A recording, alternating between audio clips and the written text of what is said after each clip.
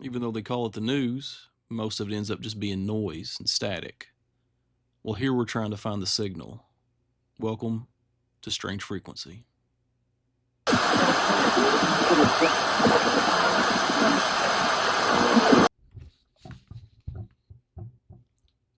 And good evening, night owls, coffee drinkers, ladies and gentlemen. Welcome back to Strange Frequency on Channel 84.5.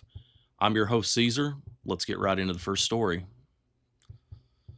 Obama, UAPs, and the ability to say nothing at all while being interviewed. A recent interview with former President Barack Obama made headlines after he responded to a question about aliens by saying, quote, "They're real, but I haven't seen them."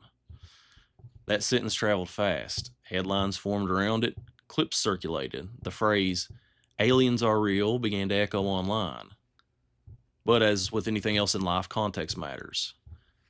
In the interview, Obama clarified that he was speaking about the statistical probability, the idea that in the vast universe, it will be unlikely for Earth to be the only planet hosting life. He then stated plainly during his presidency he saw no signs of extraterrestrial visitors. No hidden facilities, no recovered crafts, no contact. All just probability. And yet that phrase lingered, "they're real." And this is where language becomes a bit of a signal distortion within the media and public figures. A public figure acknowledged the statistical likelihood of life elsewhere, and the public hears that as confirmation of first contact. Two entirely different ideas. One viral sentence, but here's what we know. Apparently about as much as President Barack Obama, for all the folks that listen to their ham radios and use telescopes and research online. There is no confirmed evidence of extraterrestrial visitation. There is no public documentation proving non-human intelligence has reached Earth. There are unidentified aerial phenomena, objects observed that have not yet been explained. Unidentified does not mean extraterrestrial.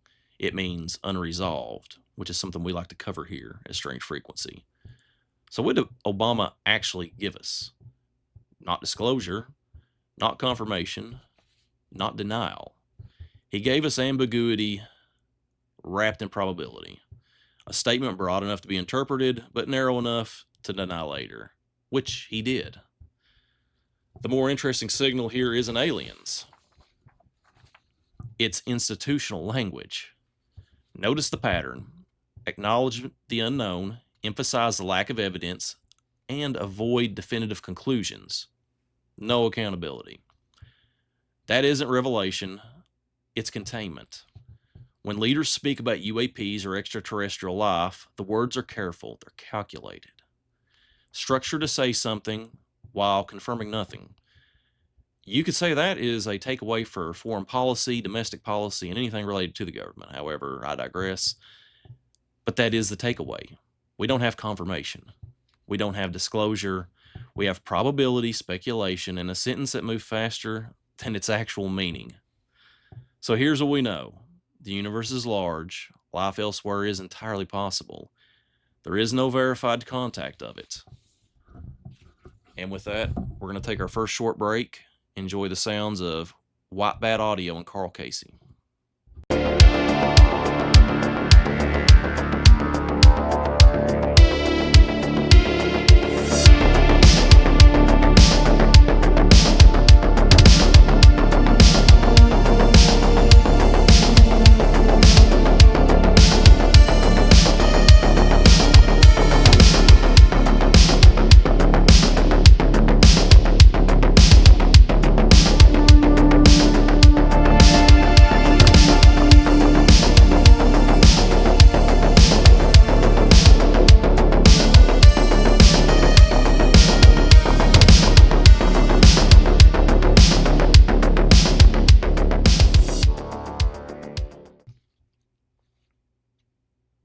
And we're back.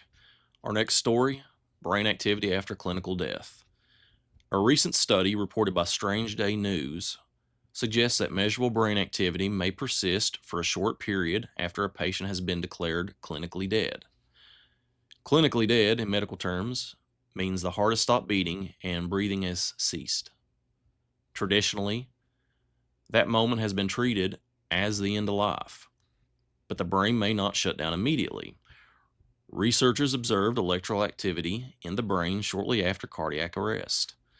This activity does not necessarily indicate consciousness. It does not confirm awareness. It does not prove an afterlife. It confirms measurable neural activity. The distinction matters. Brain cells do not fail all at once. Some neurons may continue to fire briefly due to whether residual oxygen or chemical processes occurring still, and some go down faster than others. Electrical patterns may continue as the system winds down. Physiology does not shut off like a switch, it tapers. Again, it lingers. So, what did this study actually show? That measurable electrical activity can persist beyond the moment the heart stops. It did not show thought, it did not show perception, it did not show memory. Only that activity was still ongoing. And yet, this kind of report immediately raises larger questions. If there is activity, is there awareness? If the brain is still firing, is consciousness still present? That's where speculation begins.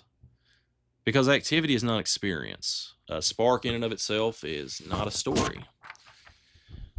Electrical discharge is not evidence of perception. The scientific takeaway is modest. Our definition of precise moment brain function ends may be more complex than it was previously assumed. The cultural takeaway, however, is much louder. Stories about life after death, near-death experiences, and awareness beyond the body often capture the public imagination because it is something that, at one point or another, we all want to know, from young and old alike. But this study does not confirm those narratives. It simply complicates the boundary between life and death in measurable terms. And that boundary has always been more technical than philosophical. Clinical death is a medical threshold. Biological death is a process. They are not identical moments. So here's what we know. There may be residual brain activity after cardiac arrest. We do not know if that activity equals consciousness. We do not know if it represents perception. We only know that it is measurable. And in a field where speculation spreads quickly, measured language matters. Facts matter. Because the signal here isn't proof of an afterlife. It's a reminder that biological systems are complex and that shutting down isn't instantaneous. And that's the record. That's what we have. Electrical activity after clinical death, observed, measured, and not yet fully understood. Hang with us. We have one more short break. Enjoy the music from Carl Casey at White Bat Audio.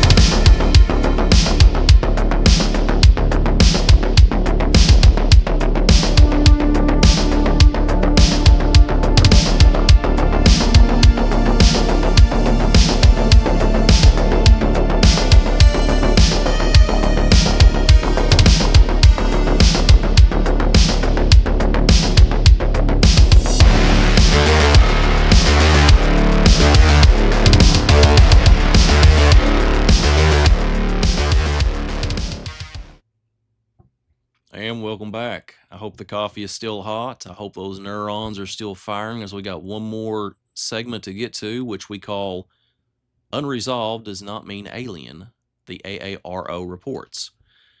The United States Department of Defense established the All-Domain Anomaly Resolution Office, the AARO, to investigate reports of unidentified aerial phenomena. The office publishes official case imagery and summaries, some of which remain classified as unresolved. That word carries weight, unresolved, within society, history, and this show. But unresolved does not mean extraterrestrial. It means the available data is insufficient to make a confident determination. Not enough sensor data, not enough corroboration, and not enough clarity. The AARO has reviewed hundreds of reports from military personnel and radar systems. Many of these cases have later been attributed to conventional explanations, which is what we get a lot of. Drones, balloons, clutter, sensor artifacts. A smaller portion, however, remain unresolved, not because they defy physics, but because the evidence is incomplete. And that distinction matters. In institutional language, unresolved is a placeholder. It is not a conclusion. It is not an admission of any kind of guilt. It's not public withholding. It's just uncertainty. And when the public hears unresolved, our imaginations tend to fill in the rest. But the AARO's reports are careful, measured, almost political in that way.